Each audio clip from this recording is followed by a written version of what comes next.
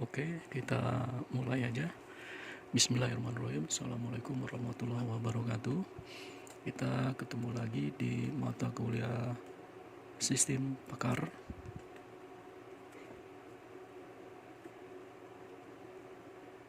Ya, Sistem Pakar ini adalah bagian dari artificial intelligence ya. Nah, nih.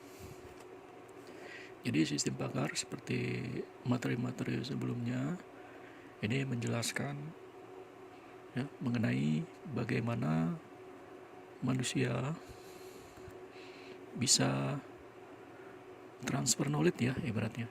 Nah, transfer pengetahuan.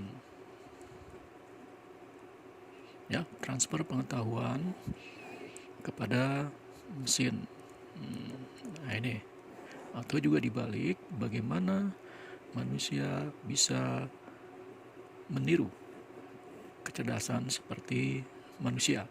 Ya, komputer ya ini bisa meniru atau menggantikan ya pikiran dari manusia. Jadi tidak 100% itu pikiran manusia, tapi bagaimana mesin ini bisa mendeteksi atau bisa mendiagnosis atau bisa memberikan sebuah keputusan ya mirip dengan manusia. Itu oke, itu kita review sebentar.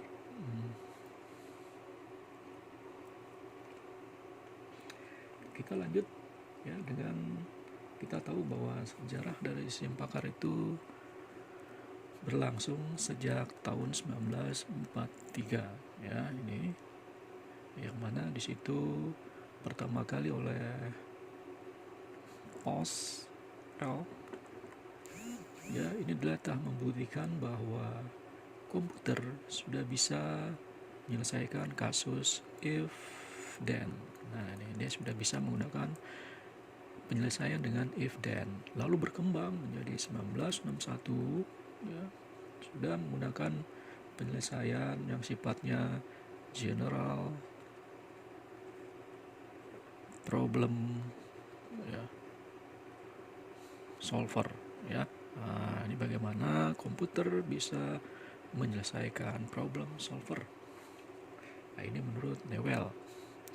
Nah, di sekitar tahun 1969 ya, Dendral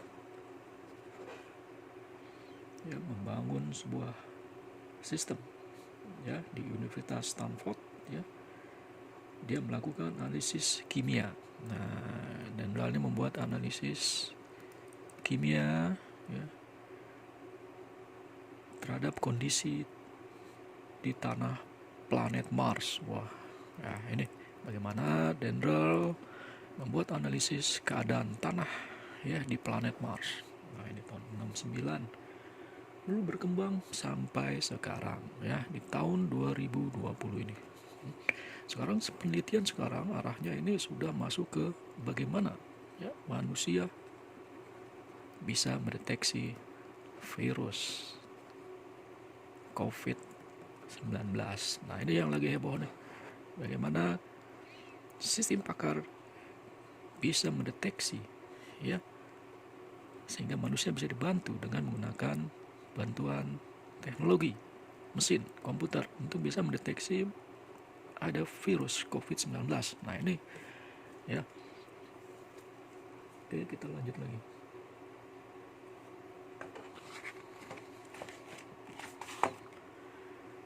Contoh-contoh permasalahan yang ada di artificial intelligence dan kaitannya dengan sistem pakar ya, ini banyak contoh yang kita bisa buktikan ya.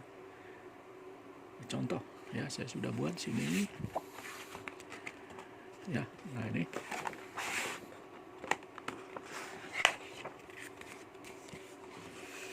ya, di sini bagaimana mesin bisa mendeteksi jenis kerusakan. Nah, ini mesin bisa mendeteksi jenis kerusakan. Terus ini kode dari jenis atau gejala. Nah, ya, gejala kerusakan.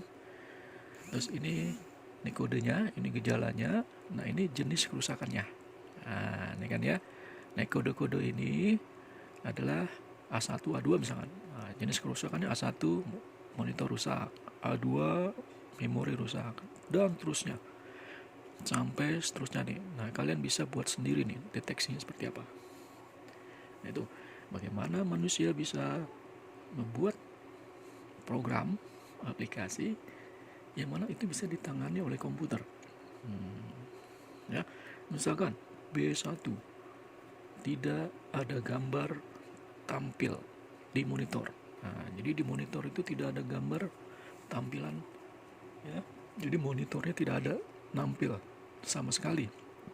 Jenis kerusakannya apa? Nah, berdasarkan jenis kerusakannya kita lihat sini. A1 misalkan monitor rusak. Ya, ini. Terus prosesor rusak, A9. Nah, itu. Jadi tidak ada gambar tampil di monitor.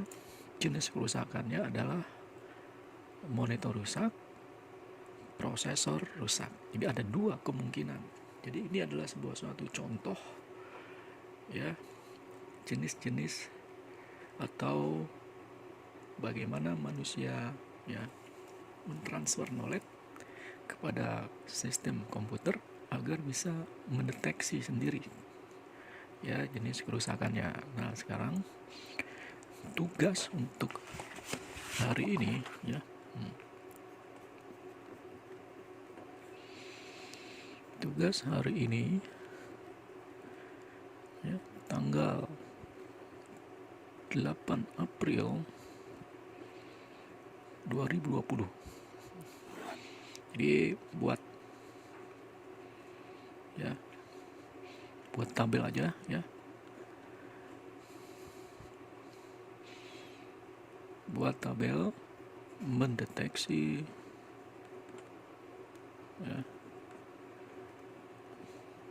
ya, kerusakan HP, handphone. Jadi sama tadi, bikin aja seperti ini yang sudah saya jelaskan. Kalau ini kan jenis kerusakan untuk komputer.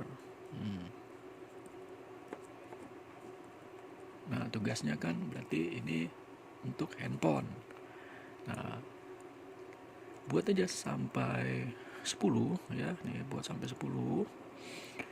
Jenis-jenis apa saja kerusakan-kerusakan yang ada dalam handphone, ya, buat sampai B10. Ya, ini kalau ini kan komputer, berarti kalian handphone, ya. Buat seperti ini kode, ya, terus gejala kerusakannya, ya, kita lihat sini, ya. Ini gejala kerusakannya.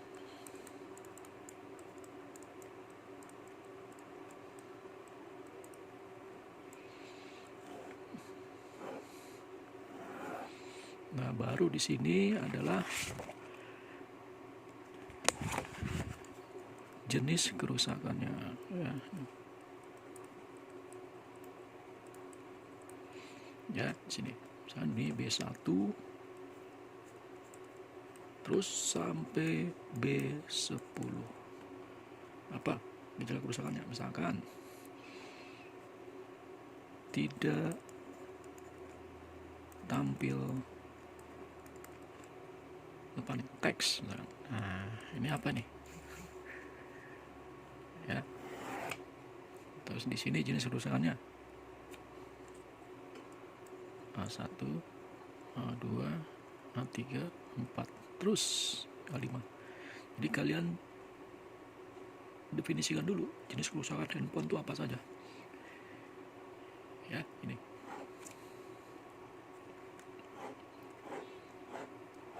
Misalkan tidak tampil teks. Nah, misalkan A1 apa? Buat legenda di sini.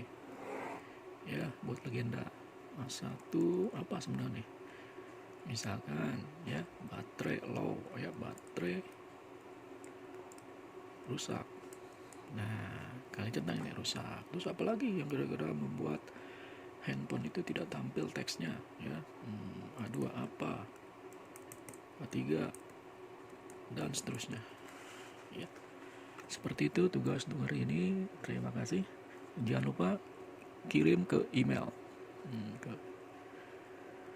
Kirim ke email ya, di email hendy72@yahoo.com ya itu. Terima kasih. Assalamualaikum warahmatullahi wabarakatuh.